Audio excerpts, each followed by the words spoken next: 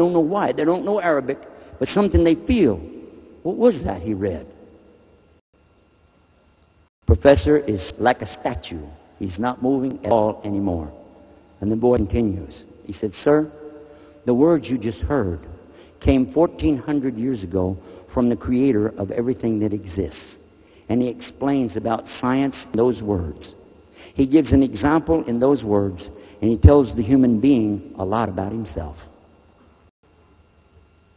It says, Bismillahir Rahmanir Rahim, Iqra, which means recite.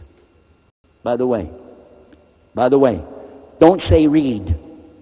Everybody here, repeat after me. Recite. One more time. It means don't say read anymore, because it doesn't carry right meaning in English anymore. Used to, a long time ago, people used to read poetry, meaning they did it from memory. They don't understand that anymore. Say recite. Okay, back into the story. Okay. So in the story, he's saying it means recite. In the name of your Lord, recite. What? And he's saying something, your Lord who created. Whoa, this is the creator of all of this. He created insan, the human being, min alaq, from an alaq. What is an alaq? He created the human being from a leech. Because it says in Mawrid, the Arabic dictionary, a leech. That's a little thing in the Amazon River that if it gets on you, it sucks your blood. A leech. It also said an alaq is a clot. When you get a blood clot, you get cut and it clots up. That's a clot. Clot. Alaq is a clot. And also, alaq means something that clings, hangs on. Okay? I don't know if you have it in India. I don't know in India. I don't know. But in my country, we have something called refrigerator magnets. And it's on the front. Every refrigerator door, the kids put magnets up there. Until you can't see the door anymore. It's all magnets. Those are alaq. They're clinging. Alaq. A leech. Alaq. A clot of blood. Alaq. Something hanging on. And now, in the last couple of decades, they discovered, I'm talking about now, not 1,400 years ago, that under a microscope they can now prove exactly what a human being looks like when he's conceived in the womb of mother. At the point of conception, he is microscopic. You can't see him with the naked eye, but he is clinging to the wall of the uterus. And he's hanging on there, shaped like a what? A leech. And he forms a clot of blood right there. And every time I ask any doctor of gynecology about this, he said that's exactly the description. And Dr. Keith Moore in Toronto, Canada, the top embryologist in the world, said these same words over a decade ago. And we have it on our website, islamtomorrow.com. I worked my commercial right into the, sorry. Islamtomorrow.com, ISLAMTOMRROW.com. We're open 24 hours a day and plenty of free parking. Back to the program in progress. Okay, so here we're back in the professor's university. The boy's telling the professor back on track. Okay?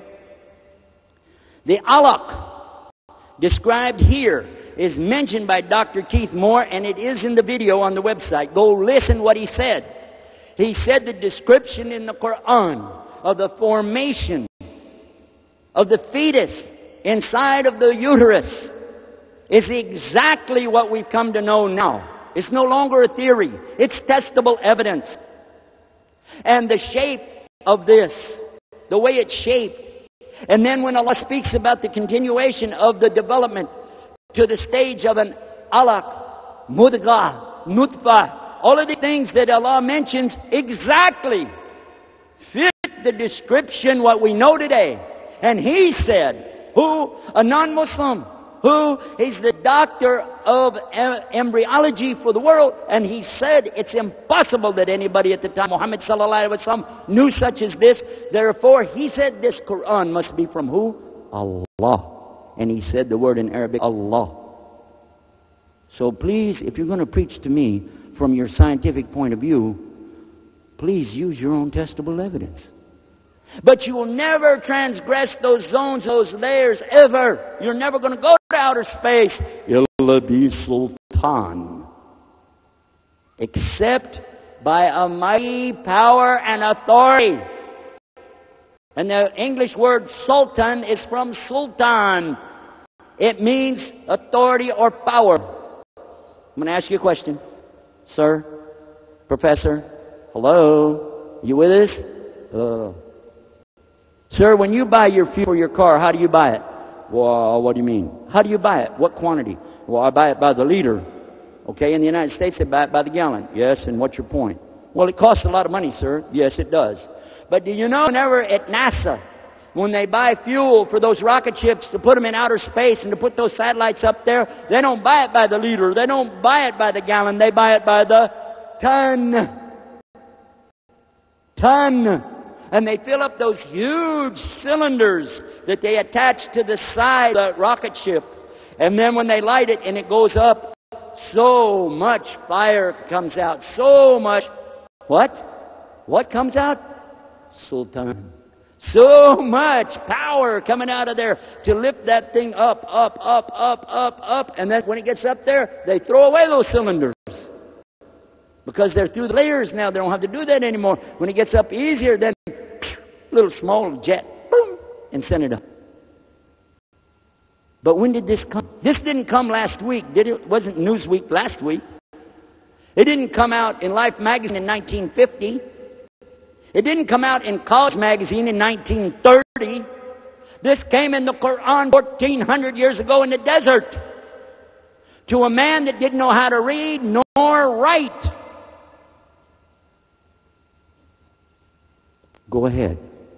Transgress the bounds, the layers and zones of the earth and the heavens, and go out into outer space if you can, and you can't until you have this authority from Allah and this power that's going to put you up there.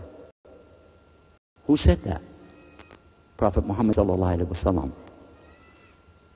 Well, son, I still don't see your point. I don't get it. It's all right, sir. We'll go slow for those who are not paying attention. In this same book, it uses the word autad. Autad means what? Well, I happen to know that one, son. I studied some Arabic. All right, what does it mean? It means tent peg, something you stab down in the ground. You know, stakes or nails in the ground. Good. That's exactly what it means. Allah used it to describe the Jabal. What is Jabal? Well, that means mountain, boy. You're right. It means mountain. And Allah describes that the roots or the tent peg coming down off the mountains go down deep, deep, like tent pegs in the ground. Something that nobody knew until the last century. And it's in the books of geography, and it's on our website, commercial, islamtomorrow.com. You can go see it there, talking about the Quran, the science, and check it out. And what about what Allah tells us about the Bahrain? 2 seas. Where the 2 seas come together. Same surah, same chapter. He tells us about that. But they don't mix. They can't mix. And when Jacques Cousteau, the eminent scientist from France, discovered this amazing situation where the Mediterranean feeds off into the Atlantic Ocean, these 2 big seas coming together, but they have 2 different salinities, different amounts of salt, 2 different temperatures, 2 different densities, 2 different life forms. Not the same. And when they come together, one stays inside of the other, but they don't mix. And when he got ready to talk about that, he had a Muslim on the boat with him, and he said, we already know that. That's in the Quran 1400 years ago. Yeah, we won't make that into anything. Leave it. Then, when this book talks about when the river of sweet water pours into the salinity of the salt water, and they don't mix. And you go to the Mississippi River and you find the same thing that it says right here. And it talks to us in here about the stars. It talks about the moon and the sun and the earth and everything that Allah created, and describes them in detail and tells us that the earth is doing what? Kawi. Turning. The same thing like when you'd make turban, kawi. Turning. The earth is turning. And nobody believed that back then, because you don't feel the earth turning, do you? So we assumed that the earth was the center of the universe and that the sun was going around us, what we thought. But it mentions that even the sun is in orbit.